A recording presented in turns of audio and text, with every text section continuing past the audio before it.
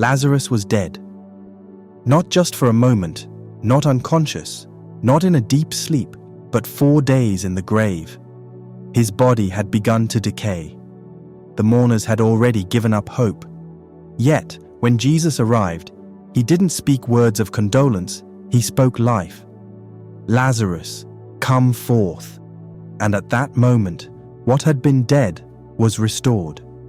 Breath returned, his heart began to beat again, and he walked out of the tomb. This was not just a miracle, it was a testimony, a declaration to all who witnessed it that Jesus Christ is the giver of life. Then, there was the woman who had suffered for 12 years. She had spent everything she had on doctors, but no one could help her. She was considered unclean, rejected by society, carrying the weight of despair. But when she heard about Jesus, faith arose within her. She didn't need him to lay hands on her. She believed that just touching the hem of his garment would be enough. And she was right. In an instant, her sickness disappeared. Jesus turned to her and said, "Daughter, your faith has made you well." Paul, once a man filled with rage, hunted down Christians with the intent to destroy them. But on the road to Damascus, he encountered Jesus Christ, and in one moment, everything changed.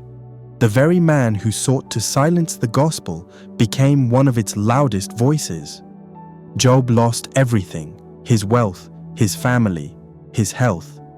He sat in ashes and sorrow, yet he never let go of his faith. In the end, God restored him beyond what he had lost. Ruth had nothing, widowed, a foreigner in a strange land. Yet through God's divine favor, she stepped into a future she never could have imagined. These are more than just stories. These are testimonies, proof of God's power, His mercy, His restoration. But testimonies are not just for those written in the Bible. They are for you. Praying always with all prayer and supplication in the Spirit, being watchful to this end with all perseverance and supplication for all the saints. Therefore, do not be ashamed of the testimony of our Lord, nor of me, his prisoner, but share with me in the sufferings for the gospel according to the power of God, who has saved us and called us with a holy calling, not according to our works, but according to his own purpose and grace, which was given to us in Christ Jesus before time began.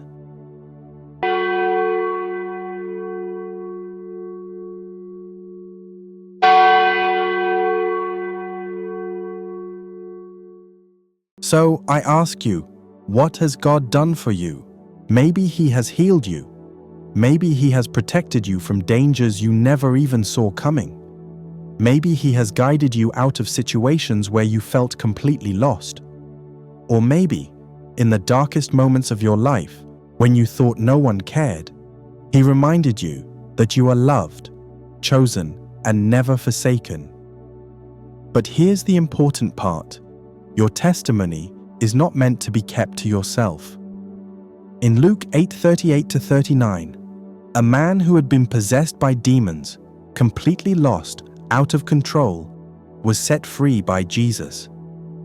In his gratitude, he begged to stay with Christ, but Jesus told him, "Return to your home and tell what great things God has done for you."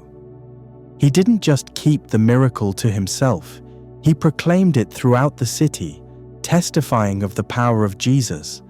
And because of his testimony, others believed. The same is true for you. Your story matters. Your testimony has the power to encourage someone struggling in their faith. It has the power to remind others that God is still working, still healing, still delivering. When you share what God has done in your life, it is not to boast, it is to glorify Him. It is to lift up His name and strengthen the faith of those around you.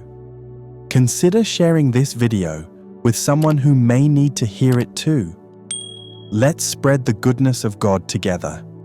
So today, as you reflect on these words, ask yourself, what has God done for me? And more importantly, who needs to hear my testimony? Someone out there is waiting for your story to remind them that God is real, that He is faithful, and that He is still in the business of miracles. Let's not keep silent. Let's share the goodness of God so that His name will be glorified. Let's begin. Heavenly Father, I come before you today with a heart full of praise and worship. You are the Alpha and Omega, the King of Kings, the Lord of Lords. There is no one like you, O God. You are my refuge and my strength, my strong tower in times of trouble. You are the Good Shepherd, the one who leads me beside still waters and restores my soul. I worship you because you alone are worthy of all glory, honor, and praise. Lord Jesus, you are my Savior, my Redeemer, and my Deliverer. You are the Lamb of God who takes away the sins of the world. You are my firm foundation, my rock, my ever-present help in times of need. You are the way, the truth, and the life, and no one comes to the Father except through you. I exalt you, Jesus, for you are holy, mighty, and full of compassion. Father, I lift my voice in thanksgiving for your grace and mercy. I thank you that your mercies are new every morning and that your grace is sufficient for me. I thank you for saving me, redeeming me, and transforming me by the power of your Holy Spirit. I thank you that I am no longer bound by sin, no longer walking in darkness, but have been brought into the glorious light of your kingdom. Lord, I do not take your blessings for granted. I thank you for the breath in my lungs, for the strength in my body, for every door you have opened and every battle you have fought on my behalf. Thank you for protecting me from dangers I never saw coming. Thank you for the times you carried me when I was too weak to stand. Thank you for your unfailing love that never lets me go. Father, I ask that you would give me boldness to testify about your goodness. Just as the man in Luke 8:38-39 went and declared all that you had done for him, help me to do the same. Now the man from whom the demons had departed begged him that he might be with him. But Jesus sent him away, saying, "Return to your own house and tell what great things God has done for you." And he went his way and proclaimed throughout the whole city what great things Jesus had done for him. Lord, I want to be a witness to your power, your love, and your faithfulness. Help me to never stay silent about what you have done in my life. Let my testimony encourage those who are weak, uplift those who are struggling, and draw those who are lost closer to you. May I always proclaim your goodness, not for my own glory, but to glorify your name. Lord, I make this commitment today. I will never be ashamed of the gospel. Your word says in Romans 1:16, "For I am not ashamed of the gospel of Christ, for it is the power of God to salvation for everyone who believes, for the Jew first and also for the Greek." No matter what the world says, I will stand firm in my faith. No matter the opposition, I will hold fast to your truth. No matter the trials, I will remain unshaken, for my foundation is built on Christ. Jesus, I seek strength and guidance from your word. Your word is a lamp to my feet and a light to my path. When I am confused, lead me in the way of truth. When I am weak, let your word strengthen me. When I am discouraged, remind me of your promises that never fail. Help me to surrender to your will and seek your presence daily. Let me not chase after the things of this world, but instead seek first your kingdom and righteousness. Align my heart with your purpose, Lord. Teach me to trust you in all things, knowing that you are working all things together for my good. Father, I ask for an increase in faith. You said in Matthew 17:20, "So Jesus said to them, 'Because of your unbelief. For assuredly, I say to you, if you have faith as a mustard seed, you will say to this mountain, "Move from here to there," and it will move, and nothing will be impossible for you.' Lord, I want mountain-moving faith. I want a faith that withstands every storm, a faith that does not waver in the face of trials. Strengthen my faith so that I may walk in complete trust and obedience to you. When doubt tries to creep in, remind me of your promises. When fear tries to take hold, fill me with your perfect peace. When the enemy whispers lies, let your truth be louder. I want a faith that not only changes my life, but impacts those around me. Lord, build my faith so that I may be a vessel for your glory. Today, I choose to live in victory through Christ. I declare that I am more than a conqueror through him who loves me. I declare that no weapon formed against me shall prosper. I declare that greater is he who is in me than he who is in the world. I will not walk in fear, but in faith. I will not live in defeat, but in victory. I will not dwell in the past, but move forward in the hope and promises of God. The enemy has no hold over my life because I belong to Jesus Christ. My future is secure in his hands. And now, Lord, I close this prayer with gratitude and faith. Thank you for hearing me. Thank you for answering me. Thank you for being a faithful and loving God. I trust you with all my heart, and I know that you are working in ways I cannot yet see. I surrender all that I am to you, Lord. My life is yours.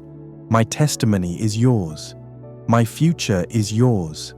Be glorified in me today and always.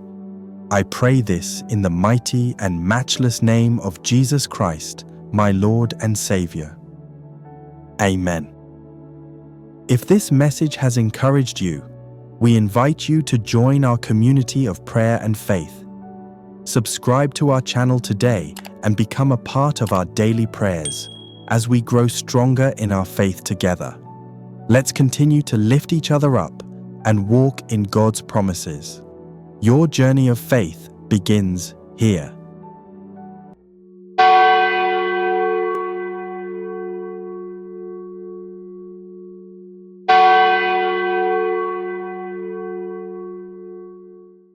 Praying always with all prayer and supplication in the Spirit, being watchful to this end with all perseverance and supplication for all the saints.